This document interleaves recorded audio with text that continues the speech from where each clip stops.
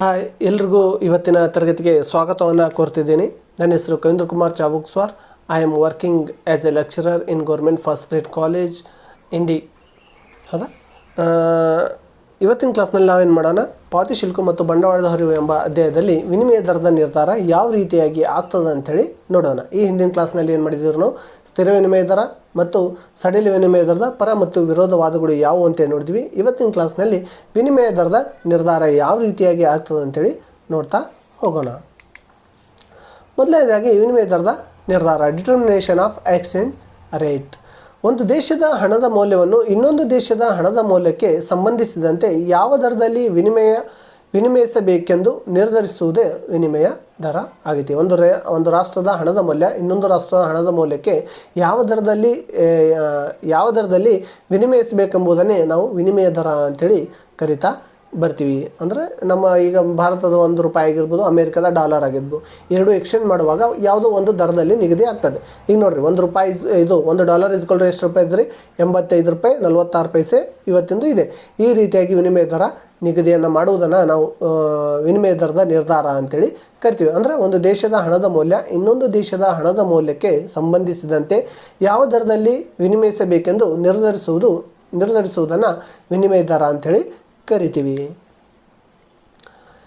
ಇದು ವಿವಿಧ ದೇಶಗಳ ಹಣಗಳ ನಡುವಿನ ಪರಿವರ್ತನೆಯ ದರವಾಗಿದೆ. ಇದು ಒಂದು ಬೆಲೆ ಇದ್ದಂತೆ ಆದ್ದರಿಂದ ಎರಡು ದೇಶಗಳ ಹಣದ ಬೇಡಿಕೆ ಮತ್ತು ಪೂರೈಕೆ ಅಂಶಗಳಿಂದ ದರ ನಿರ್ಧಾರ ಆಗ್ತೈತಿ.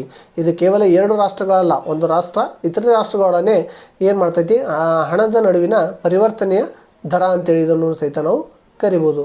ಅಥವಾ ಇವುಗಳು ಏನಾಕವ್ರಿ, ಆ ಹಣದ ಬೇಡಿಕೆ ಮತ್ತು ಪೂರೈಕೆಗಳ ಅಂಶಗಳ ಮೇಲೆ ಏನಾಕೈತಿ, ವಿನಿಮಯ ದರ ನಿರ್ಧಾರ ಆಗ್ತೈತಿ.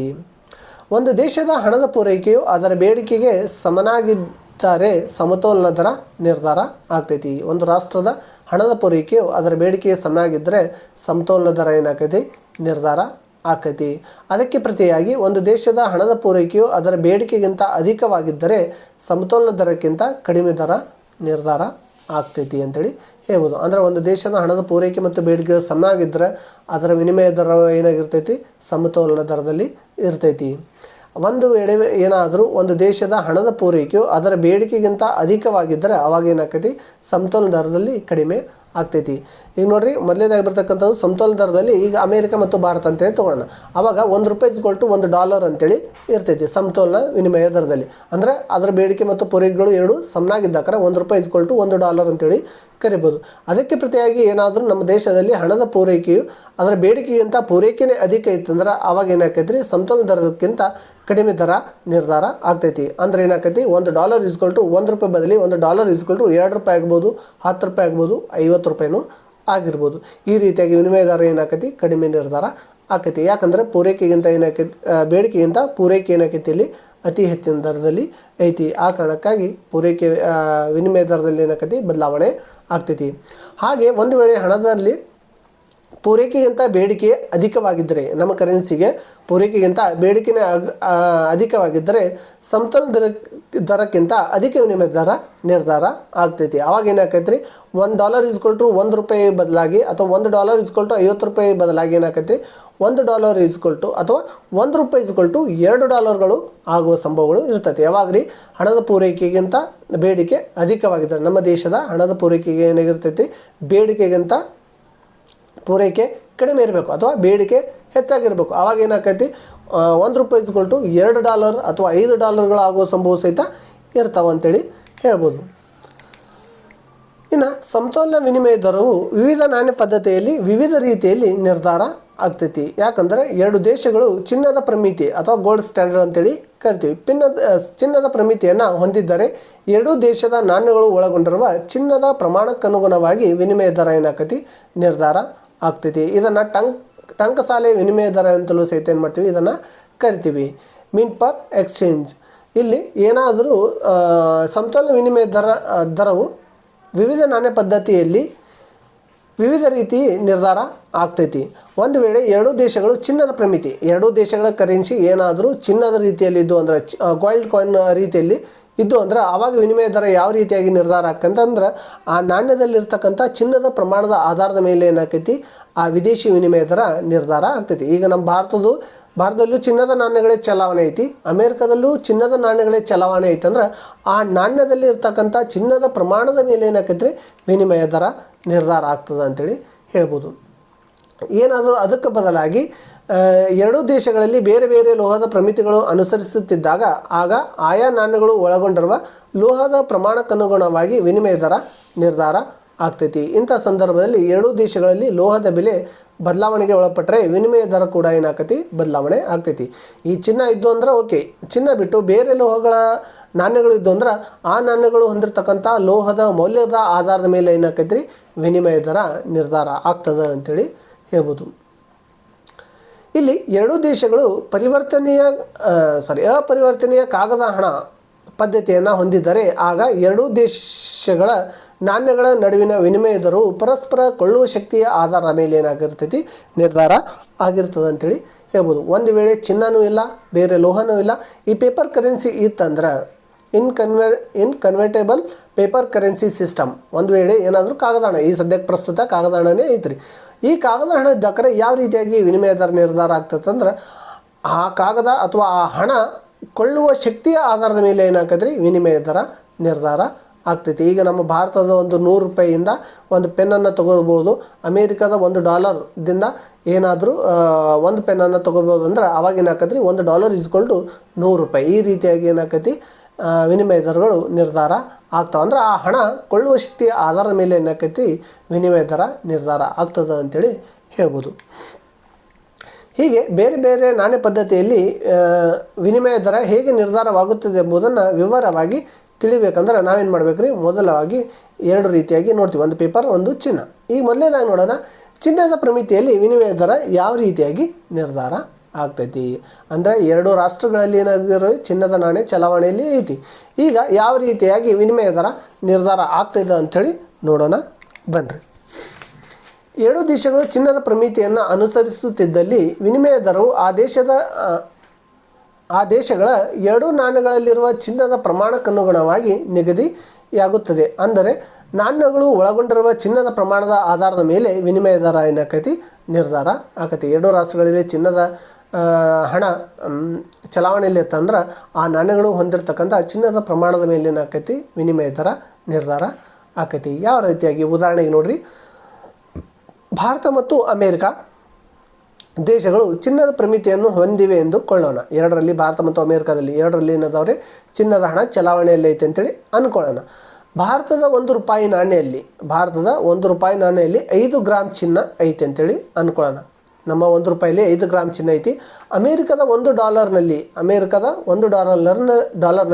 10 ಗ್ರಾಮ್ ಚಿನ್ನವು ಇದೆ ಅಂತೇಳಿ ಅಂದ್ಕೊಳ್ಳೋಣ, ಅಥವಾ ಅಡಕವಾಗಿದೆ ಅಂತೇಳಿ ಅಂದ್ಕೊಳ್ಳೋಣ ಎಂದು ತಿಳಿದರೆ ಈಗ ವಿನಿಮಯ ದರವು ಈ ಕೆಳಗಿನಂತಿರ್ತದೆ. ಈಗ ನೋಡ್ರಿ, ಭಾರತದ ₹1 ನಾಣ್ಯದಲ್ಲಿ ಏನೈತಿ 5 ಗ್ರಾಮ್ ಚಿನ್ನ ಐತಿ, ಮತ್ತು ಅಮೇರಿಕಾದ $1 ನಾಣ್ಯದಲ್ಲಿ ಏನೈತಿ 10 ಗ್ರಾಮ್ ಚಿನ್ನ ಐತಿ. ಹಾಗಾದರೆ ಈಗ ವಿನಿಮಯ ದರ ಯಾವ ರೀತಿಯಾಗಿ ನಿರ್ಧಾರ ಆಗ್ತದಂತೇಳಿ ನೋಡೋಣ್ರಿ. $1ನಲ್ಲಿ ಏನೈತಿ 10 ಗ್ರಾಮ್ ಚಿನ್ನ ಐತಿ, ₹1 5 ಗ್ರಾಮ್ ಚಿನ್ನ ಆಗೈತಿ. ಹಾಗಾದರೆ ಈಗ ವಿನಿಮಯ ದರ ಏನಾಕೈತ್ರಿ $1 = $2 ಆಗ್ತೈತಿ. ಯಾಕಂದ್ರೆ ನೋಡಿರಿ, ನಮ್ಮ ಅವರ $1ನಲ್ಲಿ 10 ಗ್ರಾಮ್ ಐತಿ, ನಮ್ಮ ₹1 ಏನೈತ್ರಿ 5 ಗ್ರಾಮ್ ಐತಿ. ಹಾಗಾದರೆ 5 ಗ್ರಾಮ್ ಏನು ಎಷ್ಟಾಕತಿ, 2 ಕಾಯಿನ್ಗಳಿದ್ದ ಆಕಾರ ಏನಾಕತಿ 10 ಗ್ರಾಮ್ ಆಕತಿ. ಆ 10 ಗ್ರಾಮ್ ಮತ್ತು $1ನಲ್ಲಿರ್ತಕ್ಕಂಥ ಚಿನ್ನದ ಪ್ರಮಾಣ ಏನೈತ್ರಿ 10 ಗ್ರಾಮ್ ಐತಿ. 10 ಗ್ರಾಮ್ ಆದಕ್ರ ಈಗ $1 = $2 ಅಂತೇಳಿ ಅರ್ಥ ಆಗ್ತೈತಿ. ಈ ರೀತಿಯಾಗಿ ವಿನಿಮಯ ದರಗಳು ಏನಾಕವ ನಿರ್ಧಾರ ಆಗ್ತದೆ ಅಂತೇಳಿ ಹೇಳ್ಬೋದು. ಯಾಕಂದರೆ ಈಗ ಎರಡರಲ್ಲಿ ಇರ್ತಕ್ಕಂಥ ಚಿನ್ನದ ಪ್ರಮಾಣ ಏನಾಯ್ತು ರೀ ಈಕ್ವಲ್ ಆಯಿತು. ಆ ಕಾರಣಕ್ಕಾಗಿ $1 = $2 ಅಂತೇಳಿ ಏನಾಕತಿ ನಿರ್ಧಾರ ಆಕತಿ. ಈ ಚಿನ್ನದ ಪ್ರಮಿತಿಯಲ್ಲಿ ವಿನಿಮಯ ದರಗಳು ಈ ರೀತಿಯಾಗಿ ಏನಾಕವ ನಿಗದಿ ಆಗ್ತಾ ಹೋಗ್ತಾವ. ಅದನ್ನೇ ಎಕ್ಸ್ಪ್ಲೇಷನ್ ನೋಡ್ರಿ.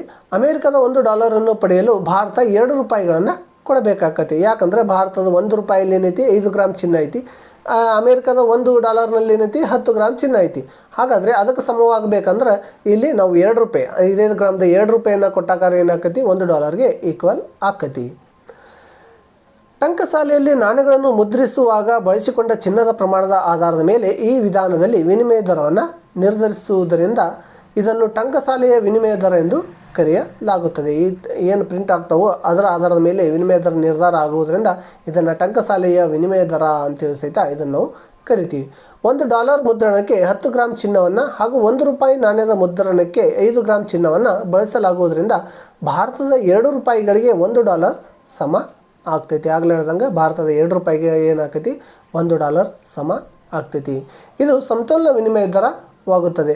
ಆದರೆ ಬ್ಯಾಂಕುಗಳು ಸೇವಾ ವೆಚ್ಚ, ಸಾಗಾಣಿಕೆ ವೆಚ್ಚ ಮತ್ತು ವಿಮಾ ವೆಚ್ಚಗಳ ಕಾರಣದಿಂದ ಮಾರುಕಟ್ಟೆಯ ವಿನಿಮಯ ದರ ಸ್ವಲ್ಪ ಏನಾಗ್ತೈತಿ, ವ್ಯತ್ಯಾಸ ಆಗ್ತೈತಿ. ಅಂದರೆ $1 2 ನಾಣ್ಯಗಳಾಗ್ಬೋದು, ಅಥವಾ ಈ ಸಾರಿಗೆ ವೆಚ್ಚಗಳು, ಸೇವಾ ವೆಚ್ಚಗಳು ಅವುಗಳನ್ನು ಕನ್ಸಿಡರ್ ಮಾಡೋದ್ರಿಂದ $3 ಆಗ್ಬೋದು, $2 ಆಗ್ಬೋದು, ಅಥವಾ $1.5 ಸಹಿತ ಏನಾಗ್ಬೋದು ಆಗ್ಬೋದು. ಈ ರೀತಿಯಾಗಿ ಏನಾಗ್ತೈತಿ, ಸ್ವಲ್ಪ ವಿನಿಮಯ ದರದಲ್ಲಿ ವ್ಯತ್ಯಾಸಗಳಾಗುವ ಸಾಧ್ಯತೆಗಳು ಇರ್ತಾವೆ. ಇನ್ನು ಚಿನ್ನದ ಬೆಲೆಯು ಅಷ್ಟೇನು ಏರಿಳಿತಗಳಿಗೆ ಒಳಪಡದಿರುವುದರಿಂದ ಚಿನ್ನದ ಪ್ರಮಿತಿಯಲ್ಲಿ ವಿನಿಮಯ ದರವು ಸಾಮಾನ್ಯವಾಗಿ ಸ್ಥಿರವಾಗಿರುತ್ತದೆ. ಆದರೆ ಸೇವಾ ವೆಚ್ಚ ಮತ್ತು ಇತರ ವೆಚ್ಚಗಳಿಂದ ಮಾರುಕಟ್ಟೆ ದರ ಸ್ವಲ್ಪ ವ್ಯತ್ಯಾಸಗೊಳ್ಬೋದು. ಚಿನ್ನ ಆಲ್ರೆಡಿ ಏನಾಗಿರ್ತೈತಿ, ಚಿನ್ನದಲ್ಲಿ ಅತಿ ಹೆಚ್ಚೇನು ಬದಲಾವಣೆಗಳು ಆಗೋದಿಲ್ಲ. ಆ ಕಾರಣಕ್ಕಾಗಿ ಅಲ್ಲಿರ್ತಕ್ಕಂಥ ಸೇವಾ ವೆಚ್ಚಗಳು, ಇತರೆ ವೆಚ್ಚಗಳಿಂದ ಮಾರುಕಟ್ಟೆ ದರದಲ್ಲಿ ಸ್ವಲ್ಪ ಏನಾಗಿರ್ತೈತಿ, ವ್ಯತ್ಯಾಸ ಆಗ್ಬೋದು. ಅದಕ್ಕೆ ಬಿಟ್ಟರೆ ಸಾಮಾನ್ಯವಾಗಿ ಚಿನ್ನದ ಬೆಲೆಯಲ್ಲಿ ಏನಂತೇನು ಸಮತೋಲನ ವಿನಿಮಯ ದರ ನಾವು ನೋಡ್ತಾ ಬರ್ತೀವಿ. ಈಗ ಚಿನ್ನದ ಪ್ರಮಿತಿಯಲ್ಲಿ ನಾವು ವಿನಿಮಯ ದರ ಯಾವ ರೀತಿಯಾಗಿ ನಿರ್ಧಾರ ಆಗ್ತದೆ ಅಂತೇಳಿ ನೋಡಿದ್ವಿ. ಎರಡೂ ರಾಷ್ಟ್ರಗಳ ನಾಣ್ಯದಲ್ಲಿರ್ತಕ್ಕಂಥ ಚಿನ್ನದ ಪ್ರಮಾಣದ ಆಧಾರದ ಮೇಲೆ ಏನು ಮಾಡಿದ್ವಿ, ನಾವು ವಿನಿಮಯ ದರವನ್ನು ನಿಗದಿ ಯಾವ ರೀತಿಯಾಗಿ ಮಾಡ್ತಾರೆ ಅಂತೇಳಿ ನೋಡಿದ್ವಿ. ಆದರೆ ಈಗ ಕಾಗದ ಪ್ರಮಿತಿಯ ವಿನಿಮಯ ದರದಲ್ಲಿ ಯಾವ ರೀತಿಯಾಗಿ ವಿನಿಮಯ ದರವನ್ನು ನೋಡ್ತೀವಿ. Exchange rate under paper currency standard, ಅಂದ್ರೆ ಪೇಪರ್ ಕರೆನ್ಸಿಯಲ್ಲಿ ಯಾವ ರೀತಿಯಾಗಿ ವಿನಿಮಯ ದರ ನೋಡ್ತೀವಿ. ಯಾಕಂದರೆ ಈ ಹಿಂದಿನ ಏನು ಮಾಡಿದ್ವಿ, ಎರಡೂ ನಾಣ್ಯಗಳಲ್ಲಿರ್ತಕ್ಕಂಥ ಚಿನ್ನವನ್ನು ಪರಿಗಣನೆ ತೆಗೆದುಕೊಂಡು ನಾವು ವಿನಿಮಯ ದರವನ್ನು ನಿಗದಿ ಮಾಡಿದ್ವಿ. ಹಾಗಾದರೆ ಇಲ್ಲಿ ಏನೈತ್ರಿ, ಪೇಪರ್ ಕರೆನ್ಸಿ, ಪೇಪರ್ದಲ್ಲಿ ಚಿನ್ನನೂ ಇಲ್ಲ, ಯಾವ ಲೋಹನೂ ಇಲ್ಲ. ಹಾಗಾದರೆ ಈ ಪೇಪರ್ ಕರೆನ್ಸಿ ಇರುವಾಗ ಯಾವ ರೀತಿಯಾಗಿ ವಿನಿಮಯ ದರ ನಿರ್ಧಾರ ಆಗ್ತದೆ ಅಂತೇಳಿ ನೋಡೋಣ ಬನ್ನಿರಿ. ಬೇರೆ ಬೇರೆ ನಾಣ್ಯಗಳ ನಡುವಿನ ವಿನಿಮಯ ದರವು ಕಾಗದ ಪ್ರಮಿತಿಯಲ್ಲಿ ಹೇಗೆ ನಿರ್ಧರಿಸಲ್ಪಡುತ್ತದೆ ಎಂಬುದನ್ನು ಇಲ್ಲಿ ಏನು ಮಾಡೋಣ, ನಾವು ನೋಡೋಣ. ಬೇರೆ ಬೇರೆ ನಾಣ್ಯಗಳ ನಡುವಿನ ವಿನಿಮಯ ದರವು ಕಾಗದ ಪ್ರಮಿತಿಯಲ್ಲಿ ಹೇಗೆ ನಿರ್ಧರಿಸಲ್ಪಡುತ್ತದೆ ಎಂಬುದನ್ನು ಬಹುಮುಖ್ಯ ಪ್ರಶ್ನೆಯಾಗಿದೆ. ಏನಾದರೂ ಲೋಹದ ನಾಣ್ಯಗಳಿದ್ದು ಅಂದರೆ ಅದನ್ನು ಹೇಗೋ ನಾವು ಲೋಹದ ಮೌಲ್ಯದ ಆಧಾರದ ಮೇಲೆ ಏನು ಮಾಡಿದ್ವಿ, ನಾವು ನಿಗದಿಯನ್ನು ಮಾಡಿದ್ವಿ, ಅಥವಾ ಲೋಹ ಹೊಂದಿರತಕ್ಕಂಥ ಪ್ರಮಾಣದ ಆಧಾರದ ಮೇಲೆ ವಿನಿಮಯ ದರ ನಿಗದಿ ಮಾಡಿದ್ವಿ. ಆದರೆ ಪೇಪರ್ ಹಣ ಇದ್ದಾಗ ಯಾವ ರೀತಿಯಾಗಿ ನಿಗದಿ ಮಾಡಬೇಕೆಂಬ ಪ್ರಶ್ನೆಯನ್ನು ಹುಟ್ಟುಕೊಂಡಾಗ ಅದಕ್ಕೆ ಪ್ರತ್ಯುತ್ತರ ಏನೈತೆ ಅಂದರೆ, ಚಿನ್ನದ ಪ್ರಮಿತಿಯ ಸುವರ್ಣ ದಿನಗಳು ಇನ್ನಿಲ್ಲವ. ಈಗ ಏನಿಲ್ಲ, ಲೋಹದ ನಾಣ್ಯಗಳು ಇಲ್ಲ ಅಥವಾ ಚಿನ್ನದ ನಾಣ್ಯಗಳು ಇಲ್ಲ. ಪ್ರಪಂಚ ಹೆಚ್ಚು ಕಡಿಮೆ ಎಲ್ಲ ದೇಶಗಳು ಇಂದು ಅಪರಿವರ್ತನೀಯ ಕಾಗದ ಹಣದ ಪ್ರಮಿತಿಯನ್ನು ಅನುಸರಿಸುತ್ತವೆ. ಎಲ್ಲ ದೇಶಗಳೇನಾದವ್ರಿ ಇವತ್ತು ಪೇಪರ್ ಕರೆನ್ಸಿನೇ ಹೊಂದಿದೆ. ಎಲ್ಲ ರಾಷ್ಟ್ರಗಳು ಈಗೇನಾದವ್ರು ಮೊದಲ ಚಿನ್ನ, ಲೋಹ ಈ ರೀತಿಯಾಗಿ ಬೇರೆ ಬೇರೆ ಇದ್ದು. ಆದರೆ ಈಗ ಪ್ರಸ್ತುತವಾಗಿ ಎಲ್ಲ ರಾಷ್ಟ್ರಗಳು ಏನದ ಪೇಪರ್ ಕರೆನ್ಸಿಯನ್ನೇ ಯೂಸ್ ಮಾಡ್ತಾ ಇದ್ದಾವೆ. ಹೀಗೆ ಕಾಗದ ಹಣ ಮತ್ತು ಚಿನ್ನದ ನಡುವಿನ ಕೊಂಡಿ ಮುರಿದು ಬಿದ್ದಿದೆ. ಅಪರಿವರ್ತನೀಯ ಕಾಗದ ಪ್ರಮಿತಿಯಲ್ಲಿ ವಿನಿಮಯ ದರ ನಿರ್ಧಾರವಾಗುವ ಬಗ್ಗೆಯನ್ನು ವಿವರಿಸಲು ಅರ್ಥಶಾಸ್ತ್ರದಲ್ಲಿ 2 ಸಿದ್ಧಾಂತಗಳು ಹುಟ್ಟಿಕೊಂಡವು. ಈ ರೀತಿಯಾಗಿ ಲೋಹದ ನಾಣ್ಯಗಳು ಮರೆಮಾಚಿದಾಗ ಅಥವಾ ಚಿನ್ನದ ಪ್ರಮಿತಿ ಮರೆಮಾಚಿದಾಗ ಯಾವಾಗ ಪೇಪರ್ ಕರೆನ್ಸಿ ಬಂತೋ ಆವಾಗ ಇಲ್ಲಿ ವಿನಿಮಯ ದರವನ್ನು ಯಾವ ರೀತಿಯಾಗಿ ನಿಗದಿ ಮಾಡಬೇಕು ಅಂಥೇಳಿ ಎಲ್ಲ ಅರ್ಥಶಾಸ್ತ್ರಜ್ಞರು ಡಿಸ್ಕಷನ್ ಮಾಡುವಾಗ ಏನೈತ್ರಿ, 2 ಸಿದ್ಧಾಂತಗಳು ಹುಟ್ಟುಕೊಂಡು. ಆ ಸಿದ್ಧಾಂತಗಳೇ ಯಾವಂದ್ರೆ, ಒಂದು ಕೊಳ್ಳುವ ಶಕ್ತಿ ಸರಿಸಮಾನತೆ ಸಿದ್ಧಾಂತ, ಇನ್ನೊಂದು ಪಾವತಿ ಶುಲ್ಕಿನ ಅಥವಾ ಬೇಡಿಕೆ ಪೂರೈಕೆಯ ಸಿದ್ಧಾಂತ. ಈ 2 ಸಿದ್ಧಾಂತಗಳ ಆಧಾರದ ಮೇಲೆ ಕಾಗದ ಪ್ರಮಿತಿಯಲ್ಲಿ ವಿನಿಮಯ ದರ ನಿರ್ಧಾರ ಯಾವ ರೀತಿಯಾಗಿ ಆಗ್ತದೆ ಅಂಥೇಳಿ ನಾವು ತಿಳಿದುಕೊಳ್ಬೋದು. ಹಾಗಾದರೆ ಈಗ ನಾವೇನು ಮಾಡಬೇಕಾಗ್ತೈತಿ, ಮೊದಲ ಹಣದ ಬೇಡಿಕೆ ಮತ್ತು ಪೂರೈಕೆ ಸಿದ್ಧಾಂತವನ್ನು ತಿಳ್ಕೊಳ್ಬೇಕಾಗ್ತೈತಿ. ಆಮೇಲೆ ಕೊಳ್ಳುವ ಶಕ್ತಿ ಸರಿ ಸಮಾನತೆ ಸಿದ್ಧಾಂತವನ್ನು ತಿಳಿದುಕೊಳ್ಬೇಕಾಗ್ತೈತಿ. ಈ 2 ಸಿದ್ಧಾಂತವನ್ನು ತಿಳಿದುಕೊಂಡಾದ ಮೇಲೆ ಕಾಗದ ಪ್ರಮಿತಿಯಲ್ಲಿ ವಿನಿಮಯ ದರ ಯಾವ ರೀತಿಯಾಗಿ ನಿಗದಿ ಆಗ್ತದೆ ಅಂತೇಳಿ ನಾವು ತಿಳಿದುಕೊಳ್ಬೋದು. ಇನ್ನು ನೆಕ್ಸ್ಟ್ ಕ್ಲಾಸ್ನಲ್ಲಿ ಏನು ಮಾಡೋಣ, ಕೊಳ್ಳುವ ಶಕ್ತಿ ಸರಿ ಸಮಾನತೆ ಬಗ್ಗೆ ತಿಳಿದುಕೊಳ್ಳೋಣ. ಅದಕ್ಕಿಂತ ಮುಂಚಿತವಾಗಿ ಈ ಕಾಗದ ಪ್ರಮಿತಿಯಲ್ಲಿ ವಿನಿಮಯ ದರ ಯಾವ ರೀತಿಯಾಗಿ ನಿಗದಿ ಆಗ್ತದೆ ಅಂದ್ರೆ, ಆ ಹಣ, ಪೇಪರ್ ಹಣ, ಆ ಕೊಳ್ಳುವ ಶಕ್ತಿಯ ಆಧಾರದ ಮೇಲೆ ಏನಾಗ್ತೈತಿ ವಿನಿಮಯ ದರ ನಿಗದಿ ಆಗ್ತದೆ ಅಂತೇಳಿ ನಿಮಗೆ ಈಗಲೇ ಶಾರ್ಟ್ಕಟ್ ಆಗಿ ಹೇಳ್ತೀನಿ. ಆಗಲೇ ಹೇಳ್ದಂಗೆ ಈ ಪೇಪರ್ ಕರೆನ್ಸಿಯಲ್ಲಿ ಆ ರಾಷ್ಟ್ರದ ನಾಣ್ಯ ಅಲ್ಲಿ ಎಷ್ಟು ಸರಕು ಸೇವೆಗಳನ್ನು ಕೊಳ್ಳೋಕೆ ಅದರ ಹತ್ರ ಸಾಮರ್ಥ್ಯ ಇದೆಯೋ ಆ ಸಾಮರ್ಥ್ಯದ ಆಧಾರದ ಮೇಲೆ ಏನಾಕತಿ ವಿನಿಮಯ ದರ ನಿಗದಿ ಆಗ್ತದೆ ಅಂತೇಳಿ ಹೇಳ್ಬೋದು. ಈಗ ಉದಾಹರಣೆಗೆ ನೋಡಿರಿ, ನಮ್ಮ ಭಾರತದಲ್ಲಿ 2 ಪೆನ್ಗಳನ್ನು ತೆಗೆದುಕೊಳ್ಬೇಕಂದ್ರೆ 100 ರೂಪಾಯಿ ಬೇಕು. ಹೌದಾ? 2 ರೂಪಾಯಿ ಅಥವಾ ಈಗ ನೋಡಿರಿ 10 ರೂಪಾಯಿಗೆ ಒಂದು ಪೆನ್ ಅಂತೇನೆ ಇಡೋಣ. 100 ರೂಪಾಯಲ್ಲಿ ಏನು ಮಾಡ್ತೀವಿ, 10 ಪೆನ್ಗಳನ್ನು ಕೊಡ್ತೀವಿ. ಅದೇ ಅಮೇರಿಕಾದಲ್ಲಿ ಏನು ಮಾಡ್ತೀವಿ, $1ಗೆ 20 ಪೆನ್ಗಳನ್ನು ಕೊಡ್ತೀವಿ. ಹಾಗಾದರೆ ಇಲ್ಲಿ ವಿನಿಮಯ ದರ ಎಷ್ಟಾಯ್ತು ರೀ, $1 = 100 ರೂಪಾಯಿ ಆಯಿತು. ಅಥವಾ ಅಲ್ಲಿ ಇನ್ನು ನಮಗಿನ್ನೂ ಏನು ಬೇಕು, ಇನ್ನೂ 10 ಪೆನ್ ಬೇಕಂದ್ರೆ $1 = ಏನೈತಿ, ಟೋಟಲ್ ನಮಗೆ 20 ಪೆನ್ ಬೇಕಲ್ಲ, ಅಲ್ಲಿ 20 ಪೆನ್ನು ಇಲ್ಲಿ 20 ಪೆನ್ ಆಗಬೇಕು, ಸಮತೋಲನ ಆಗಬೇಕಲ್ಲ. ಹಾಗಾದರೆ $1 = 200 ರೂಪಾಯಿ ಆಗ್ತೈತಿ. ಅಂದ್ರೆ ಆ ಹಣ ಕೊಳ್ಳುವ ಶಕ್ತಿಯ ಆಧಾರದ ಮೇಲೆ ಏನಾಕೈತ್ರಿ ಇಲ್ಲಿ ವಿನಿಮಯ ದರ ನಿರ್ಧಾರ ಆಗ್ತದೆ ಅಂತೇಳಿ ಹೇಳ್ಬೋದು. ಅದನ್ನು ಸವಿಸ್ತಾರವಾಗಿ ಆ ಸಿದ್ಧಾಂತಗಳನ್ನು ಅಧ್ಯಯನ ಮಾಡ್ದಕ್ಕರೆ ಏನಾಕೈತಿ ನಮ್ಗೆ ತಿಳಿದು ಬರ್ತೈತಿ. ಇನ್ನು ನೆಕ್ಸ್ಟ್ ಕ್ಲಾಸ್ನಲ್ಲಿ ಆ ಸಿದ್ಧಾಂತಗಳನ್ನು ಹೇಳ್ತಾ ಹೋಗ್ತೀನಿ. ರೈಟ್? ಹಾಗಾದರೆ ಇವತ್ತಿನ ಕ್ಲಾಸ್ನಲ್ಲಿ ನಾವು ಏನು ಮಾಡಿದ್ವಿ, ವಿನಿಮಯ ದರ ಯಾವ ರೀತಿಯಾಗಿ ನಿರ್ಧಾರ ಆಗ್ತದೆ ಅಂತ ನೋಡಿದ್ವಿ. ವಿನಿಮಯ ದರ ಚಿನ್ನದ ಪ್ರಮಿತಿಯಲ್ಲಿ ಯಾವ ರೀತಿಯಾಗಿ ನಿರ್ಧಾರ ಆಕೈತಿ ಮತ್ತು ಪೇಪರ್ ಕರೆನ್ಸಿಯಲ್ಲಿ ಯಾವ ರೀತಿಯಾಗಿ ನಿರ್ಧಾರ ಆಕೈತಿ ಅಂತೇಳಿ ನೋಡಿದ್ವಿ. ಅದನ್ನು ಪೇಪರ್ ಕರೆನ್ಸಿಯಲ್ಲಿ ನೋಡಬೇಕಂದ್ರೆ ನಾವು ಕೊಳ್ಳುವ ಶಕ್ತಿ ಸರಿಸಮಾನತೆ ಸಿದ್ಧಾಂತ ಮತ್ತು ಬೇಡಿಕೆ ಮತ್ತು ಪೂರೈಕೆ ಸಿದ್ಧಾಂತ ಅಥವಾ ಪಾವತಿ ಶುಲ್ಕಿನ ಸಿದ್ಧಾಂತವನ್ನು ಅಧ್ಯಯನ ಮಾಡಿದಾಕರೆ ಏನಾಕೈತಿ ನಮಗೆ ಈ ಪೇಪರ್ ಕರೆನ್ಸಿಯ ಮೂಲಕ ವಿನಿಮಯ ದರ ಯಾವ ರೀತಿಯಾಗಿ ನಿರ್ಧಾರ ಆಗ್ತದೆ ಅಂತ ಏನು ಮಾಡ್ಬೋದು ತಿಳಿದುಕೊಳ್ಬೋದು. ಇನ್ನು ನೆಕ್ಸ್ಟ್ ಕ್ಲಾಸ್ನಲ್ಲಿ ಏನು ಮಾಡ್ತೀನಿ ರೀ, ಪಾವತಿ ಶುಲ್ಕಿನ ಸಿದ್ಧಾಂತ ಅಥವಾ ಬೇಡಿಕೆ ಪೂರೈಕೆ ಸಿದ್ಧಾಂತ ಮತ್ತು ಕೊಳ್ಳುವ ಶಕ್ತಿ ಸರಿಸಮಾನತೆ ಸಿದ್ಧಾಂತವನ್ನು ಎಕ್ಸ್ಪ್ಲೇನ್ ಮಾಡ್ತೀನಿ ಅಂತ ಹೇಳ್ತಾ ಇವತ್ತಿನ ಕ್ಲಾಸನ್ನು ಮುಗಿಸ್ತಾ ಇದ್ದೀನಿ. ಧನ್ಯವಾದಗಳು.